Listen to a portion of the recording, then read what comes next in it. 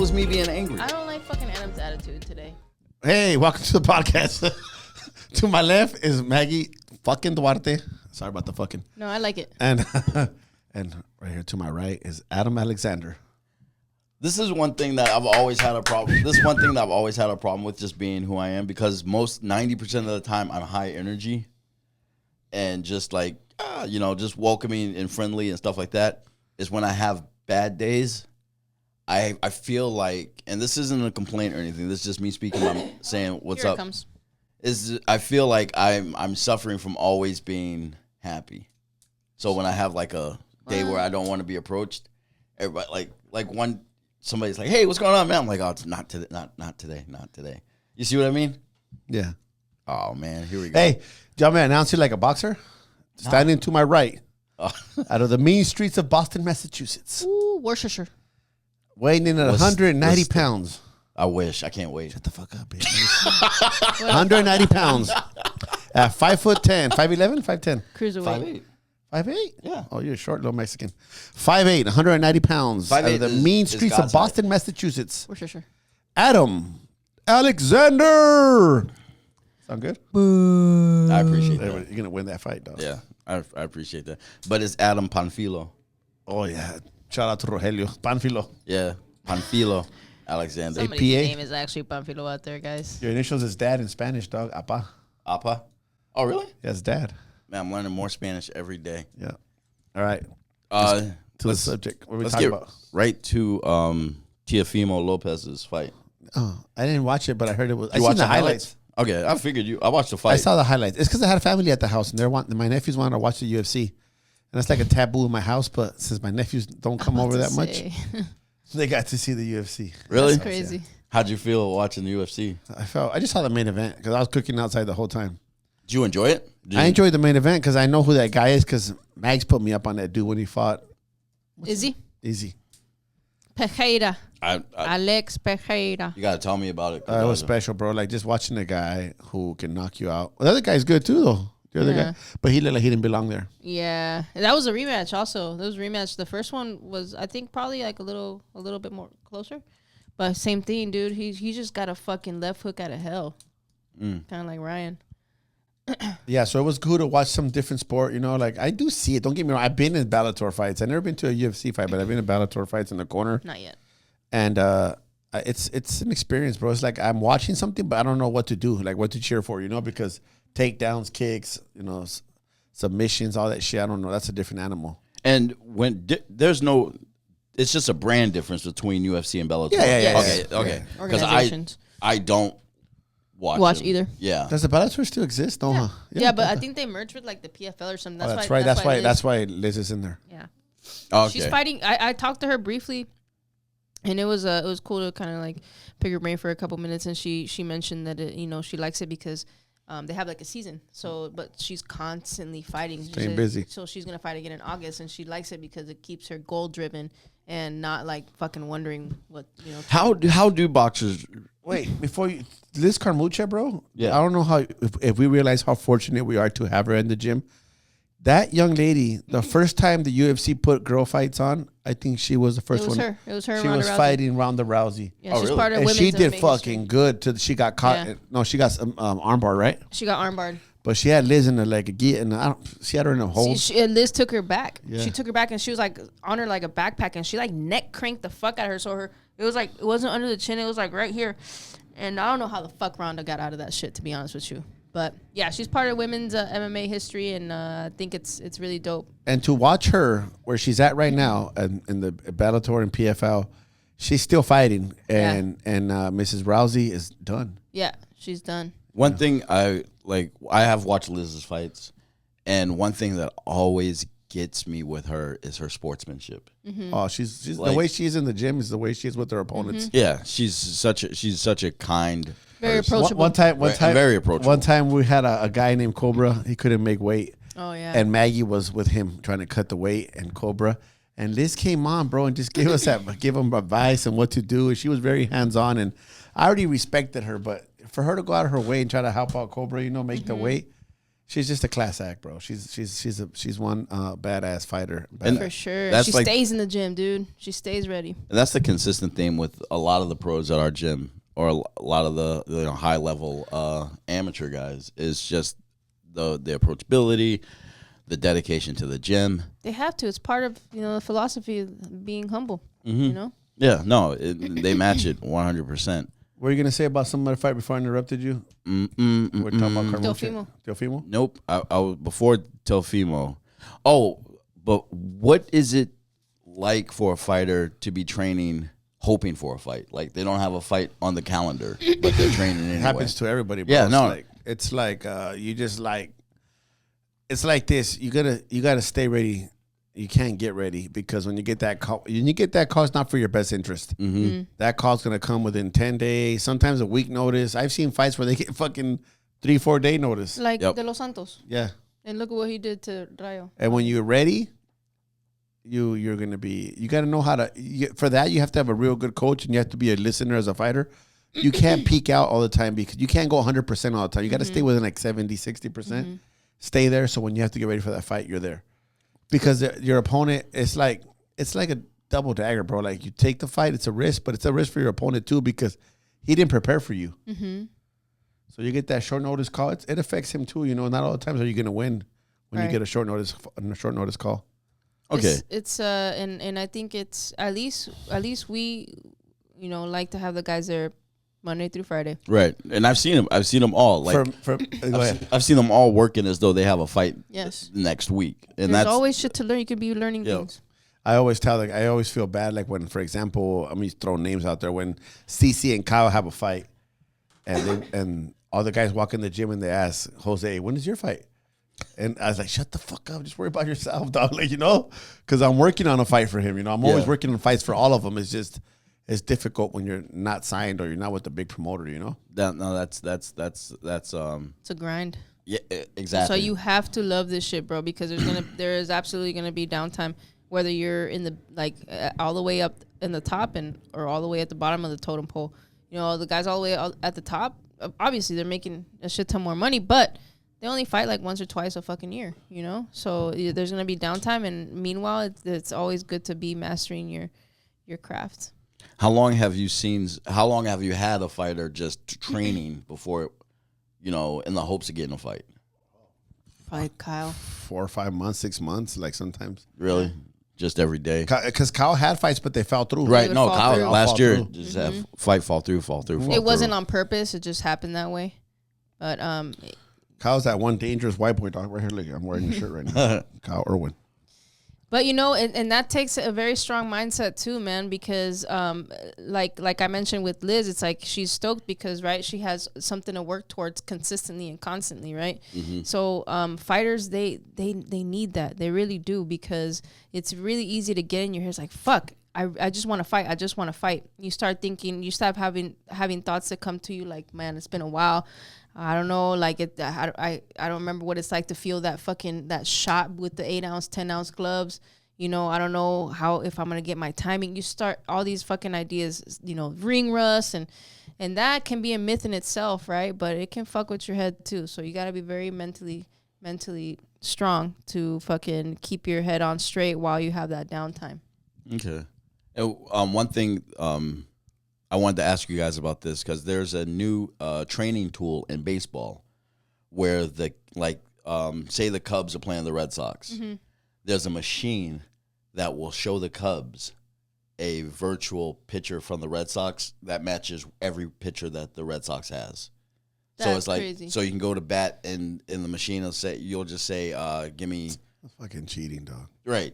And so okay now. And it's divided. People are like, oh, that's a great way to prep. And other people are like, what? No, you can't. So it takes away from, It takes away from, because then I was like, okay, now what if boxing, if I could shadow box with my opponent and this machine knows every one of his movements and everything. That's crazy, dude. That's crazy. I don't know. I don't like that, because I already think it's kind of not a shitty mentality, man. It's a common mentality to have, like, oh, I'm training. I only want to spar guys that are this height. And even like race, like they can only be black. So because my opponent is black and he's a southpaw and he's 5 feet 9 inches tall, and I need everybody to be like that, you know. But that can work against you because when you get in the ring, that person is almost impossible to actually mimic the person across from you. You know, so I think any work is good work. Learning to be task oriented, right? Like I'm gonna get my range. I'm like as early as possible. I'm gonna pop my jab out and just fucking change levels. Like having those kind of goals, in my opinion, is more valuable than worrying about what you're if you have the right sparring partner in front of you. You know? Yeah. No, that's kind of exactly how I pictured it when they introduced this machine. It's a freaking huge machine. It's like 50. It weighs a lot. Mm-hmm. Oh, a lot. Like I want to say 50,000 pounds, but I'm like, I think I might be exaggerating at that point. And it cost $15,000 a day. Like it's whoever invented it knew. Like shout out to whoever invented this machine. Some weenie somewhere that couldn't hit a ball. Some fucking dude that couldn't make a baseball team. But now he can buy baseball teams with the money that these teams are paying for these things. Of course. Wow, dude. So that's why there's always a fucking benefit to being the kid that don't get picked on the team, bro. He's the one that designed that machine. Yo. I think, man, it's good to be continue to master your craft. Like, if you have that downtime, it's very important to have, like, goals, right? Like, I'm going to fucking perfect my jab, and I'll make sure that I don't telegraph this motherfucker. At least in boxing, bro, like, all these new gadgets that they build, it's all guys that never fought before. Yeah. They build all this technology shit that fucking, they're horrible fighters. So they always have to come up with a niche, you know? Yeah. But at the end of the day, it's making adjustments to the human mind when you're fighting somebody. Yeah, right. just No matter what technology you have. Baseball is just becoming completely different. Because it's eliminating. See, I didn't play like you did. I played little, but right. you played at a higher level, so you know more how much it's changed. Yeah, it's eliminating as much guesswork as possible. Yeah, that sucks. That's crazy, man. That's what made baseball exciting. It's competitive too. Yeah, that's why even the pitch count, I don't like it, but I like watching the game that way because it's faster. But I used to not mind having a good pitcher up there for 40 seconds holding a ball, you know, like. But people didn't like that. It's part of the mental game, you know. Yeah. I was watching the Dodgers Giants game this weekend, and it went into overtime, extra innings, and they put a so you get a free runner now when an extra innings. Yeah, the 10th inning. I turned it off. I was like, oh, it's not a baseball game anymore. Yeah, well, they would go 12, 13 innings sometimes, right? This one ended up going 12 innings, and then the Dodgers ran away with it. Yeah. But once you put the guy on, I'm just like, it's not fun for me. I'll watch a 19 inning game. Yeah. It's fun for me. It's interesting. What's the So, what was your opinion about Teofimo? Oh man, that was a Teofimo. Go ahead. Sorry, no. I'm very interested to hear your perspective because you know you're learning boxing, you know, so that's a different perspective. So I'm very curious to hear. So when we saw Teofimo earlier this year fight Ortiz, right? We saw someone who could not corral Ortiz. Mm-hmm. You know, cut off the ring. He couldn't cut off the ring. He couldn't attack Ortiz. He was dominant, but just barely so. Mm-hmm. But Ortiz kept running away. He was dominant because he was the one pressuring. Exactly. This one, depending on the judge, he fought Stephen. What is this? Claggett. Stephen Claggett. Stephen brought the fight to Teofimo Lopez, but for what reason I don't know. That's a style. It's his style, but it was like it was almost giving Lopez free eats, and Lopez stayed throwing a bunch of combos as much as he could. He wasn't pressed. He was great fighting. I think is it right to say he was good at fighting off his back foot? Mm-hmm. Yeah. So he did everything he did. Like I didn't see Claggett take one round. Yeah, that's true. I didn't see the fight, so I just saw the highlights. But knowing Top Rank, how they operate, they wanted to make Teofimo look good again, you know? Mm-hmm. And to me, as a fighting coach, I just made me feel like, okay, well, that means Teofimo don't hit hard. You know, he looked very good, but he didn't do shit to Claggett. He beat him. He beat him like he had to. He did what he had to. Perfect opponent for him, but can you do that with a fighter that has power? He did. I'm trying to remember. He didn't get a knockdown. He may have stunned him maybe a couple times, but not enough for him to be like, oh shit, I'm gonna walk backwards now. Mm-hmm. Like Claggett, to Coach's point, Claggett kept around, it was a 12-round match. Around late in the fight, I'll say 9th round, Claggett started allowing distance between them. Yes. But if Lopez was doing what Coach is saying, yeah, that distance would have been a setup around the 5th round. The right hand was finding a home for sure from the get go. Mm-hmm. But I don't think look the what the commentators were kind of like alluding to was that he does not have the same power he did at 135 at 140. I don't remember him ever really actually sitting fucking down on his shots either, because he was constantly moving back and moving back and moving back. Mm-hmm. But even then, you can still, if he was on the ropes, he could have, tried to fucking slip some shots in there. He slipped in some really nice fucking uppercuts. The uppercuts were money. Yeah. I think it was a good fight for him. It looked like he was having fun. He was being challenged because he was being fucking pressured. Usually he's the guy who's moving forward. Mm-hmm. So I think it was a good experience for him, man. Like it happens, people expect, like, because you're a power puncher, you're going to fucking just knock everybody out and you're going to look great, spectacular in every fight. But that's just not always the case. And there were things for him to work on, his fucking defense, and continue to fucking to slip shots, and even though you're moving backwards. So, Delfimo. Yeah, I'll be quiet. No, like, that's just if you're pound for pound fighter, you shouldn't be. I mean, we always work on everything, right? But I think that honestly, with this fight with Ortiz and Claggett, I think he's regressing. Really? Me personally, because he's not getting these guys out. He's not looking good. He doesn't know how to figure out how to catch Ortiz, and he couldn't put away Claggett, a guy in front of him. Mm-hmm. So he is fucking good. Don't get me wrong. I'm not hating on the kid. He just, speaking from a boxing fanatic, I saw him fight Ortiz. He could never find him. Mm-hmm. Right. And yeah, it's hard to fight somebody that doesn't want to fight you, like Ortiz did. And with Claggett, came right after him, and he couldn't get him out. Exactly. Yeah. Yeah. I mean, at least his fight was exciting. Yeah. It was all right. I wasn't like on my fucking toes or nothing. I was just like, it was entertaining to watch so many fucking punches being thrown, Definitely. It was like constant action. But and like, obviously it's a good point, and it reminds me of what Barry said, is that he fights to the level of his opposition, which, I mean, arguably he could be correct, because he brings it when it comes to like his two biggest fucking opponents, which were Lomachenko and Taylor. It was like, holy shit, who's this guy? So maybe he was calling out Pitbull afterwards. I would love to see that. That'd be a unification if Pitbull wins his next fight, and I think it'd be good. I think Pitbull will beat his ass. That's gauging off of how he was handling the pressure from Claggett. Yeah, that's a tough one. That's a fucking tough one for Delfimo for sure. It's a long fucking night. Because that motherfucker, Pitbull, he hits hard, dude. And it looks like his power is fucking carrying up to 140. The way he handled, Rolly ain't no fucking technical master, you know what I'm saying? But he still got knocked out. If he comes out, if Lopez can't move or can't control a fight, he gets hit with power.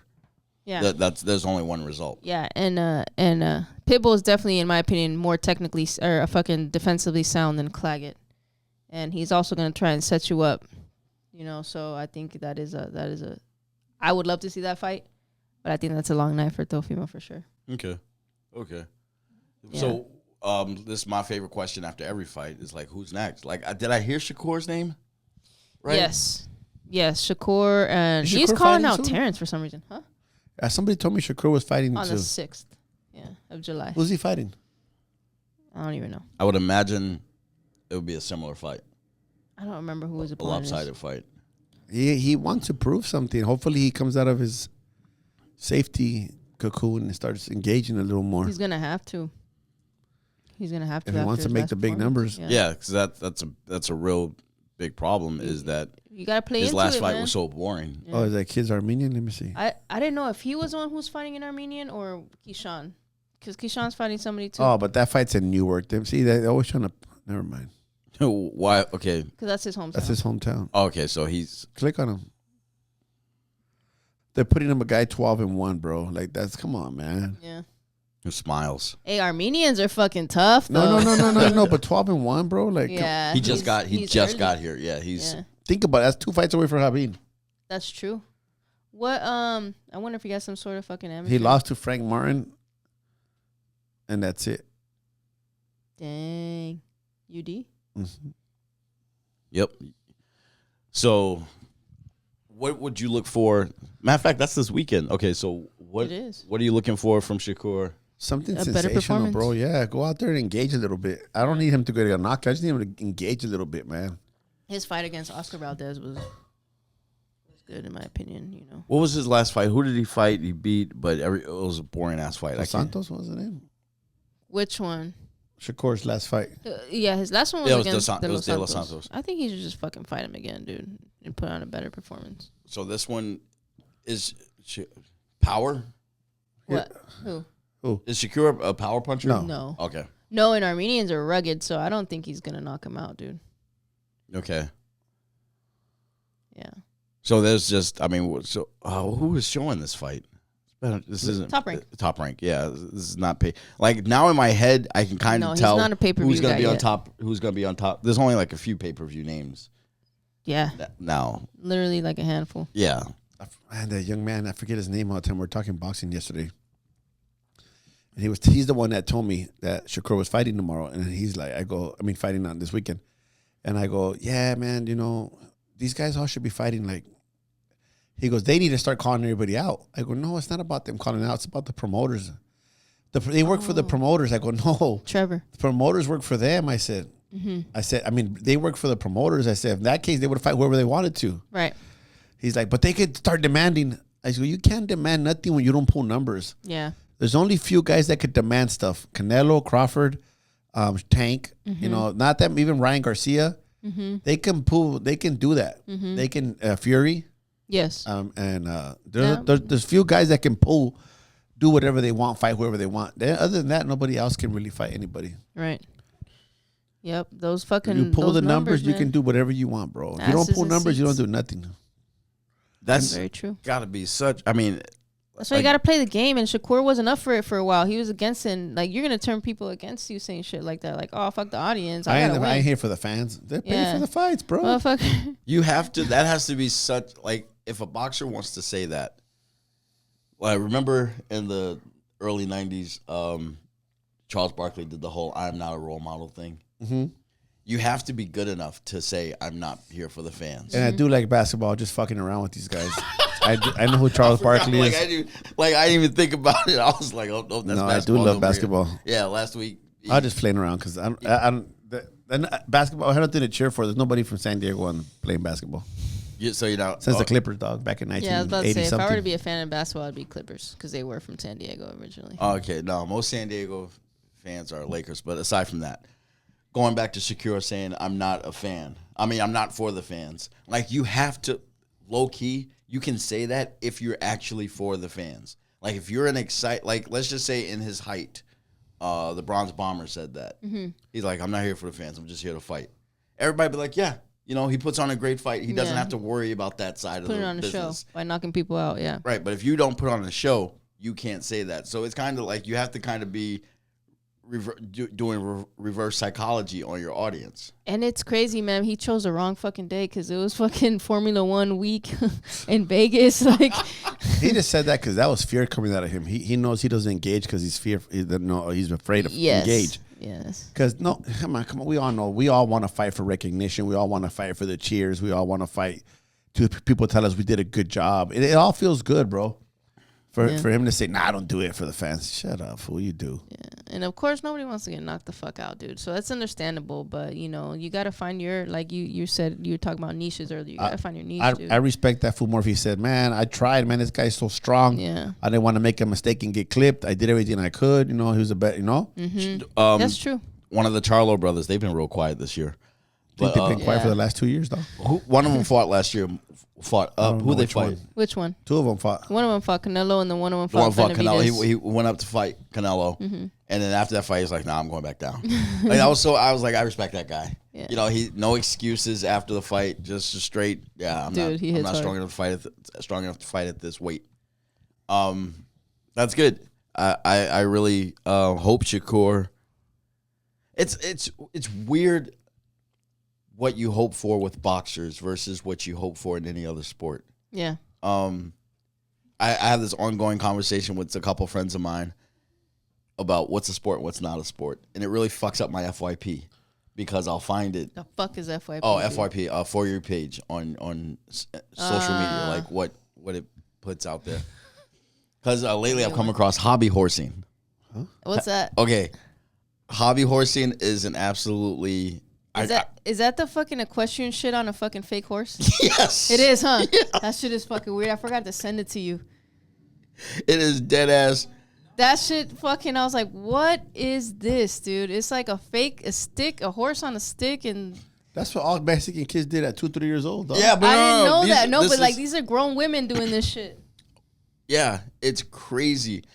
And That's real? yeah, That's what I said. I was Yeah. like, is this? I was gonna say, like, is this real? It's not like I'm pretty sure she's aged out. Like It's I'm like pretty grown sure. white women. Yeah, but around 13 to 16, I think is the age. 12, 13, 16 years Yeah. old.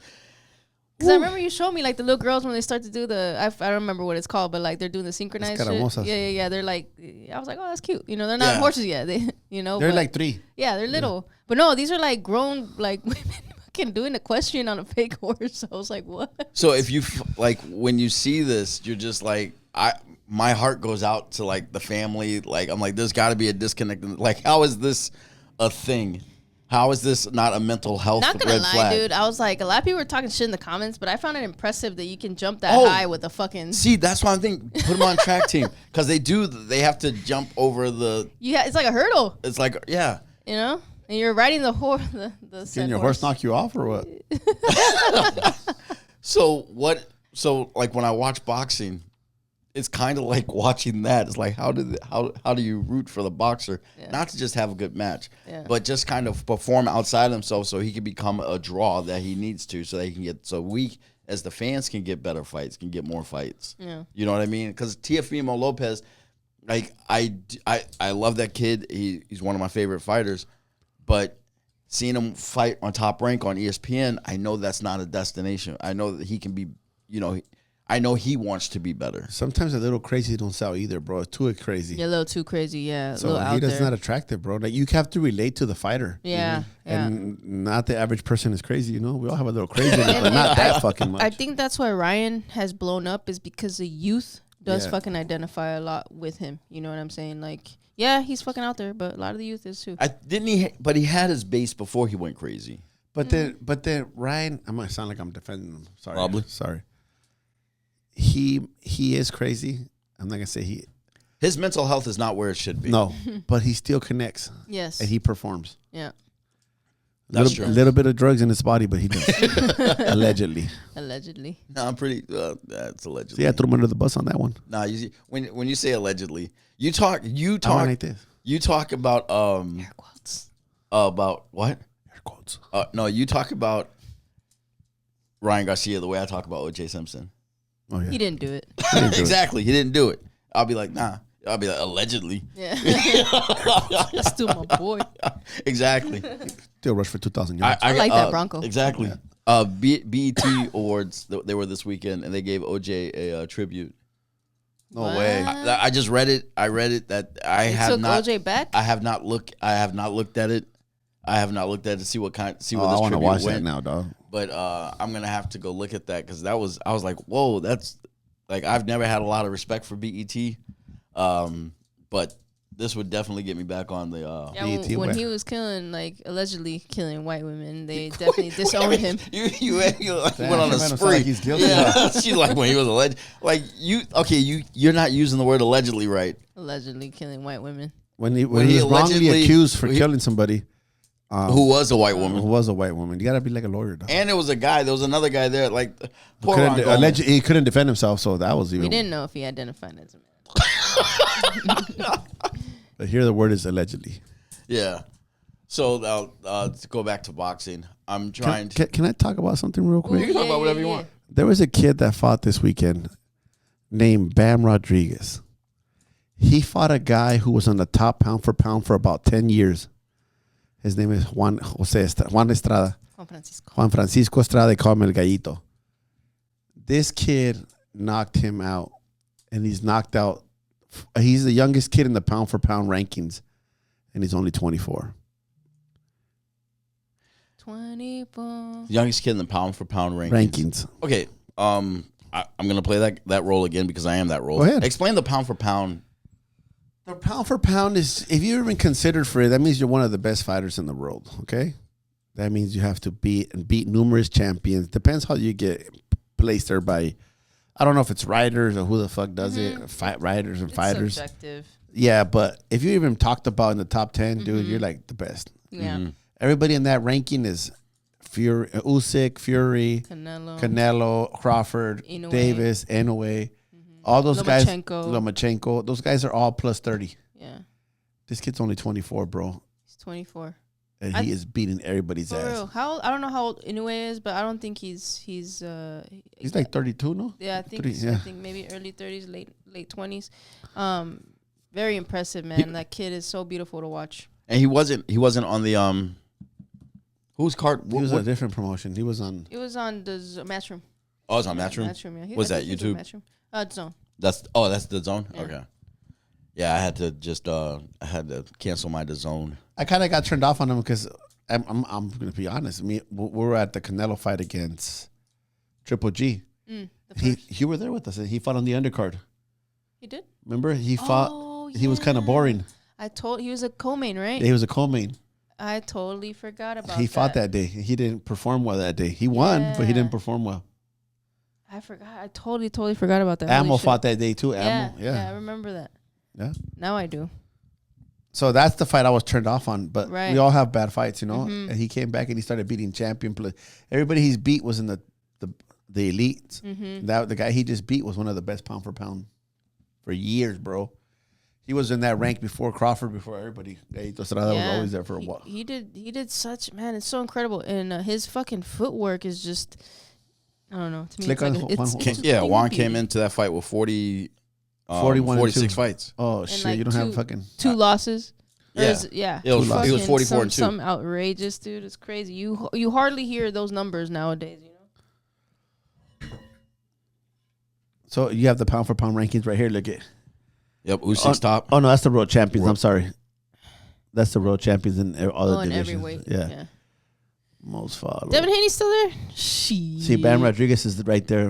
Recently, he's trending. Yeah. Damn, Abel Mendoza's on there. Shout out to Abel Mendoza. He's a good kid. He trains here in San Diego, but he's from I think Texas. Is there a comeback road for Haney? Because I have not. And I asked because this is another week went by where I heard another reporter just talking about him in the past tense. I don't know, bro. I don't know either, man. It was like you got to go through a whole rebuild, man. In my opinion. Do me a favor, real quick. Click on Inoue. I want to see how old he is. And what basically is not his fighting skills. It's his celebrating at a bowling alley 31. when his fight got overturned. 31. Okay, yeah, he's in early 30s. Looks 15. Yeah. All right. That's why I asked. Yeah, that Haney thing is a delicate thing, and I don't know if it's him or his father, dog. Like, it's really hurting him, you know. I would love to see him speak up for himself more. Yeah. I remember because you don't really know who he is, man. It just seems like he's just kind of robotic, you know, like everything's fed to him. Talking about you don't know if it's him or his father. I remember when my son was trying out for the baseball team one year. Mm-hmm. He didn't get picked. Mm-hmm. And I told him, like, I was a bit of a mess that year. Mm-hmm. And I had to go tell him, I was like, it wasn't that they didn't pick you. They didn't pick me. Mm-hmm. You know, it was your dad. Your dad was, like, if we pick him, we pick his stupid father.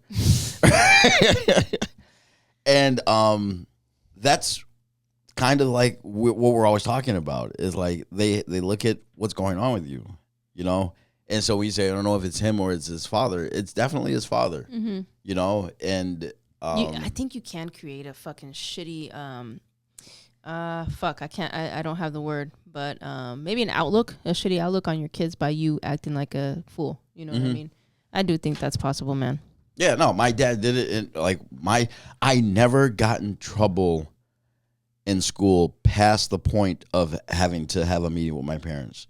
Because by the time I was in the 7th grade, no one in the school system liked my dad. Like they didn't like dealing with him. So my punishments always went up to like detention, maybe in school suspension, but nothing past that. Because then they would have to reach out to my dad, who they didn't like. I was too afraid of my parents to fuck around. Yeah, no, it's like that dad shit. That's a real thing, you know. It's important, yeah. And if your dad's not good, for Yeah, you, people don't want to fuck with you. Yeah, that makes sense.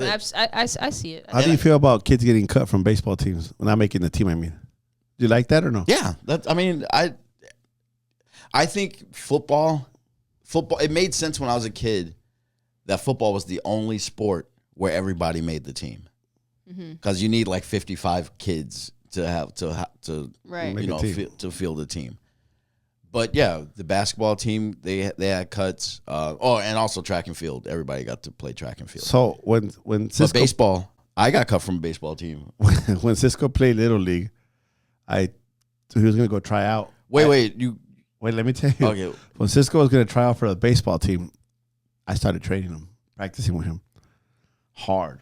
Really? Right? Because I knew that when I played, you had to make the team. And I used to see those 10, 15 kids crying at the end of the trials, you know? Yeah. They had like 6 teams in our league, and each team was 12 or 14 kids. I forgot how many kids there was on the team. This is a national city? Yeah, National City Little League. So I had Cisco practicing like hard for like a month or 2 before tryouts. And we show up to tryouts, and I'm all excited. And I go like, all right, cool. And I know some of the coaches because it's the community. I know all of them. Right. And I go, oh, damn, I hope my son makes the team. And the coach looks at me. He goes, Mr. Vargas, everybody makes the team. I said, what the fuck? What the fuck? What the hell, dog? No, okay. I thought when you asked me that question, I thought you were talking about high school. I thought you were talking about high school travel team. Nah, Little League. But Little League, yeah, they have a team. My brother made the team. He sucked. They have a team that consists of all the kids that didn't make the teams. Yeah. So when my son got to majors, which is like I think 10 to 11 or 12, he was good now, and they're like they basically made a team of all the worst of the worst. Yeah, and nobody wanted to coach him, so I took him on. So yeah, so I had 3 good kids, and that was it. And we were 500, dog. So we did a good job.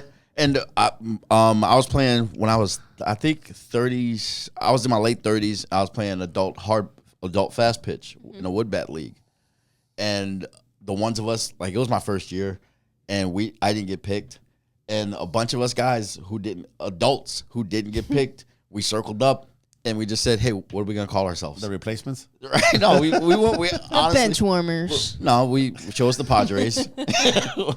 Yeah, we just went with the Padres? Yeah. It was weird. I don't know why. Bad news bears. It was in I'd be like the Expos or something. I was in Texas. It was weird. But no, it's like we all circled up and just formed our own team and paid. Were you guys good? Yeah, we were all right. We weren't bad. We just didn't get picked. Fast pitch. How much did guys averagely pitch in that league? 70, 80? 70. Dang, that's still fast, dude. Yeah. Because I mean, these are, and at this level, these are all guys who speaking made of, it as high as they could without going pro. Speaking of baseball, did you see the Red Sox against the Padres? I missed that one game where they scored. Well, and no, I'm not bringing that up because we beat them, but in the second game I thought that's of the series, no, for real, they put it in. I don't know what position he plays. Third base, I think. They brought him in to pitch in the 9th inning. One of you guys? No, one of the Red Sox. Oh, and he was just lobbing the ball out there. He was throwing it 38 a position player. Yeah, pitch. 38 miles per hour. And notice those pitches aren't getting turned around. No, bro, they all flew out. Yeah, it's like you need the velocity of the pitch to hit. Yeah, the guy was just going out there. He was laughing. The third base. He's the third baseman, I think. Devers? No, Devers wasn't Devers. Devers. No, Devers is good, dog. It was another guy. Oh, Devers is a good third baseman. No, he's like, I know Devers. He was cracking home runs, but it wasn't Devers. It was another kid, another young man. He was just lobbing it out there. No, they didn't show, they did not show that any of the Padre games out here. Like, not the Sunday one, the Friday one, or the Saturday one. Yeah, I watched them all. That's why I ended up watching the Dodgers. I think we won freaking Giants 11-1 and then 12-1, and then we lost the last one 4-1. You guys have a new guy who throws a knuckleball. Yeah. I forget his name, but he did like a nice tribute to Tim Wakefield. To Tim Wakefield, because number 49. Yeah, that I did see. Tim Wake, he passed cancer. Yeah, I didn't realize I. There was a moment when he that guy was pitching. Mm-hmm. I can't remember. I forget his name. He's our best pitcher right now. And the coach for the Red Sox, he tapped on his number and he went like that to him. Yeah. You know? The knuckleball is no movement.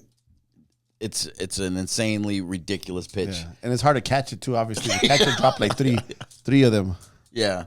So that had to have been exciting to watch.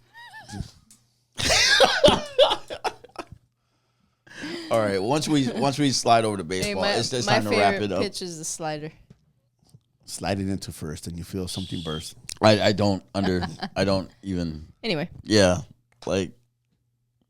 What? I'm not saying nothing. I'm just thinking about slider, though. I had to ruin it real quick. Slider's the worst pitch. If you're a pitcher. Especially if Randy Johnson threw it at you. It's here it comes, and you swing, and you just look stupid. You just feel stupid. Might as well just go out. The slider's the one that goes like this, right? It comes. It looks like a fastball, then boom. it just turns. Yeah. It just turns away. Somebody taught me a little a thing or two about fucking pitches. Mm-hmm. Pitches, not bitches. All right. On that note, you guys are awesome. So make sure you guys like. Shakur subscribe. Stevenson fights this weekend. Oh yeah, Maybe we gotta check make it a out. pick. Maybe not. I thought we were gonna. If you have a problem going to sleep, watch that one. Yeah, I mean. No gummies necessary. It doesn't look like it's gonna be a question mark, he's gonna win it. Yeah, it's kind of like Dofimo. Yeah, you know? this is. I already knew he was gonna win. It was just like how is it gonna be worth watching? Entertaining. Yeah. Is it worth me spending time watching it? And I will tell you this: I'll if it's boring, I'll turn it off. I'll promise myself if it's boring, I'll turn it off. Keyshawn is on that card. Keyshawn's good. I think gonna be Abdullah Mason, I think, is on that card Those too. kids are special. Both Those kids are good. So there's other good fights on there. They're entertaining too. They're entertaining. Yeah, I like watching Keyshawn, man. And Abdullah. Yeah, Abdullah too. That I can do. Peace. All right. See you guys. Subscribe. Subscribe. You guys know the rest. Comment. Tell your mom. Tell your mom. Bye. This has been a Point and Yell production. Yeah, I think the words, but sometimes they don't come out of my mouth no good.